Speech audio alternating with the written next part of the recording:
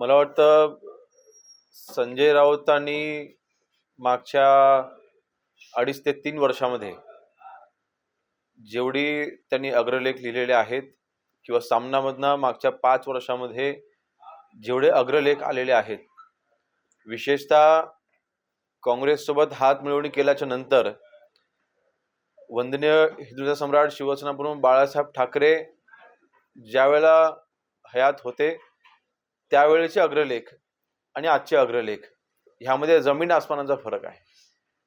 सामना जे विचार शिवसैनिकांमध्ये पेरण्याकरता वंदनीय बाळासाहेबांनी चालू केला होता, ज्या अग्रलेखांच्या मार्फत शिवसैनिकांना आणि महाराष्ट्रामधल्या तमाम नागरिकांना मार्गदर्शन मिळत होतं, एक हिंदुत्वाचा विचार मिळत होता, तिकडे काँग्रेसची भाषा सुरू झाल्याच्या नंतर अशा अग्रलेखांना आम्ही अजिबात महत्त्व देत नाही.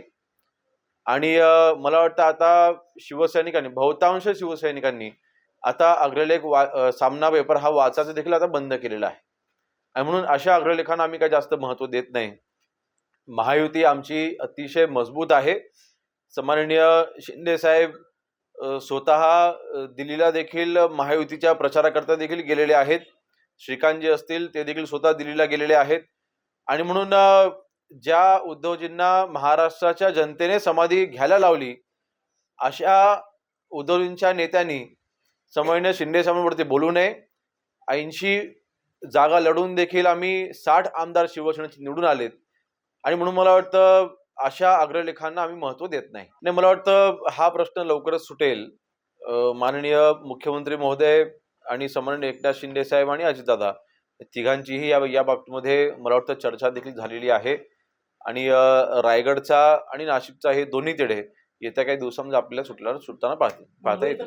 नाही, मला कुठलेही पालकमंत्री मिळावं मी यासाठी कधीच मागणी देखील केली नव्हती. मला मंत्रिपद मिळावं ह्यासाठी देखील मी कधीच मागणी केली नव्हती.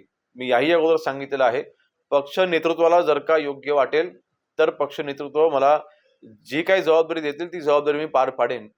त्यामुळे कुठली पद मागणं हे मला माझ्या तत्वामध्ये मला बसत नाही.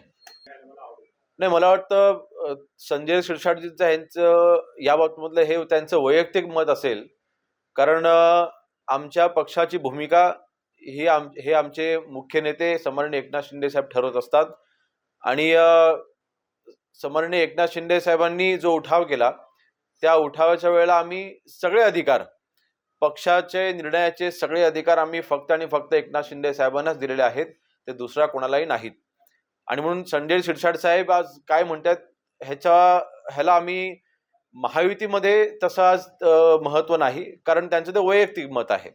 एकंदरीत आज महायुती ज्या मजबूतीने महाराष्ट्रामध्ये आज पाय रोवते, महाराष्ट्राच्या विकासाच्या दृष्टीने ही महायुती टिकणं, ही वाढवणं, मजबूत करणं आम्हा सर्व नेत्यांची जबाबदारी आहे. मला वाटते हास्यास्पद आहे ज्या म्हणजे उभाटाच्या आमदारांना खरं तर आता आम्हाला निधी कुठून मिळणार आहे किंवा आता पुढच्या वेळेला आम्ही निवडून कसे येणार किंवा त्यांच्या आमदारांच्या मतदारसंघामध्ये असल्या जिल्हा परिषद, पंचायत समिती, ग्रामपंचायतच्या निवडणूक आता लागणार आहेत, मग त्या आम्ही कसे जिंकणार, त्यांचे आमदार या चिंतेमध्ये आहेत. आमचे आमदार आम्ही सत्तेमध्ये आहोत. आज सन्माननीय शिंदे साहेब उपमुख्यमंत्री आहेत, महत्वाची खाती आज शिवसेनेकडे आहेत. आम्ही फक्त विकासाबद्दल विचार करतोय. आमच्या आमदारांच्या मनामध्ये कुठलीही शंका नाही. काही दिवसांपूर्वी पंतप्रधान नरेंद्र मोदी साहेब देखील ज्या वेळेला महाराष्ट्र दौऱ्यावरती आले होते, माननीय पंतप्रधान महोदयांनी जे महायुतीच्या आमदारांना मार्गदर्शन केलेलं आहे त्याच्यामुळे देखील त्यांनी अनेक चांगल्या सूचना हे आमदारांसाठीच्या दिल्या होत्या. आणि त्याच्यामध्ये महायुती मजबूत राहिली पाहिजे. आपले एनडीएचं सरकार केंद्रामध्ये आणि राज्यामधलं आपलं महायुतीचं सरकार ह्याची वाटचाल मजबूतीने झाली पाहिजे.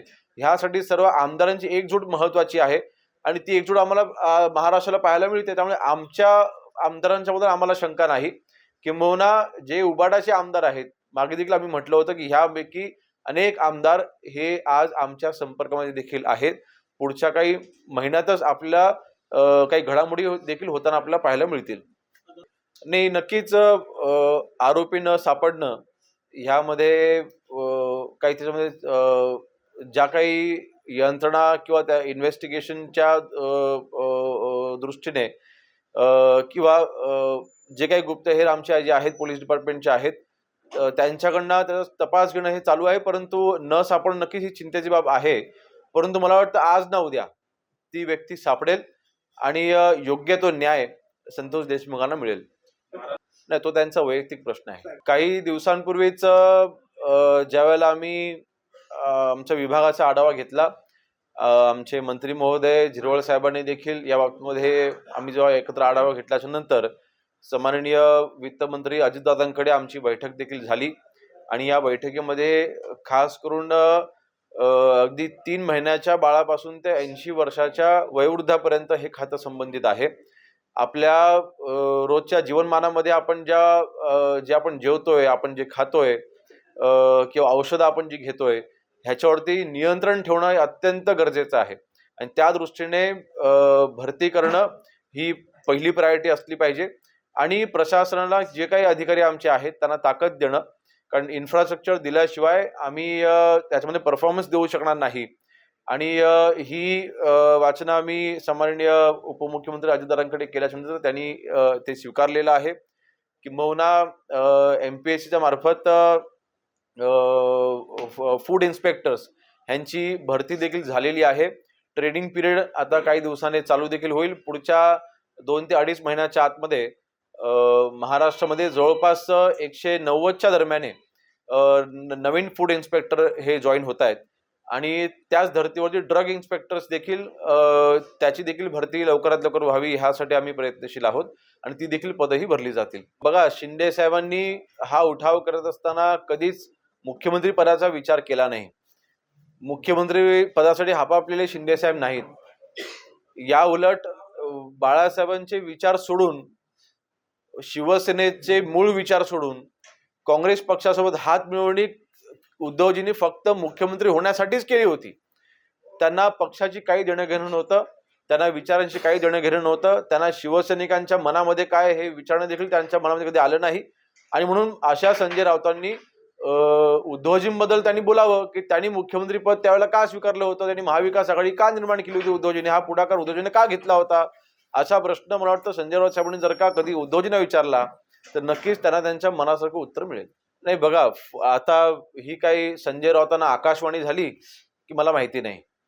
फक्त महायुतीमध्ये मिठाचा खडा टाकण्याचा प्रयत्न करायचा आणि आमच्यामधलं जे पोषक वातावरण आहे ते गढूळ करायचा प्रयत्न करायचा, या अशा पोरखेळपणाला आम्ही काही जास्त महत्व देत नाही. मी आज जिल्हा डिव्हिजनची बैठक झाल्यानंतर महसूल असेल, ग्रामविकास असेल, औषध प्रशासन असेल आणि अन्न नागरी पुरवठा असेल, माझ्या ह्या 4ही विभागाची मी आढावा बैठक जिल्ह्याची लावलेली आहे.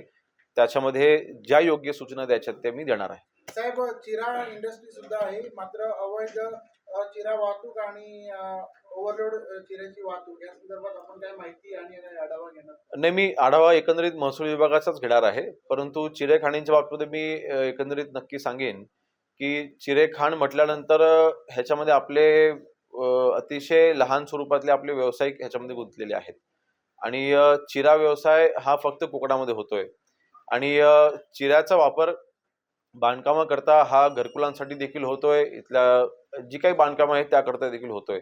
एकंदरीत इथल्या स्थानिक व्यवसायांना ताकद देण्यासाठी, महाराष्ट्राचा महसूल न बुडवता त्यांना ताकद कशी देता येईल ह्यासाठी नक्कीच नवीन जे वाळू धोरण आहे किंवा नवीन जे गौण खनिजचे धोरण आहे हे नक्कीच उपयोगी ठरेल आणि कोकण पट्ट्यामध्ये असलेल्या चिरेखाणींना त्यांना परवानगी घेत असताना त्रास होणार नाही ह्याची देखील आम्ही पॉलिसी तयार करता येईल का असा मी प्रयत्न करतोय आणि इथल्या व्यावसायिकांना मजबूतीने कसं उभं करता येईल ह्यासाठी मी प्रयत्नशील आहोत. नाही, जे आता निर्णय असा आहे, मागच्या पॉलिसीमुळे आता जे एक्झिस्टिंग पॉलिसी आहे त्याच्यामुळे जे डेपो तयार केले गेले होते ते मागच्या पॉलिसीनुसार त्यांनी त्याचा लिलाव करणे आहे. नवीन पॉलिसी येईपर्यंत जुनी पॉलिसी तर चालूच आहे, त्यामुळे थांबवण्याचा कुठला संबंध नाही. पण जर का रत्नागिरी जिल्हा असं झालं असेल तर माझ्या आढावा बैठकीमध्ये त्याचा खुलासा येईलच आणि योग्य ती कारवाई आम्ही करायला सांगू. नाही, त्याच्यावरती योग्य ती कारवाई करण्याचे आदेश मी जर का आपली दिलेली माहिती योग्य असेल तर आजच ते आदेश दिले जातील, आदेश देईल. ओके, धन्यवाद. टाइम्स डिजिटलला लाईक करा, शेअर करा, सबस्क्राईब करा आणि बेल आयकॉन दाबायला विसरू नका. Times digital.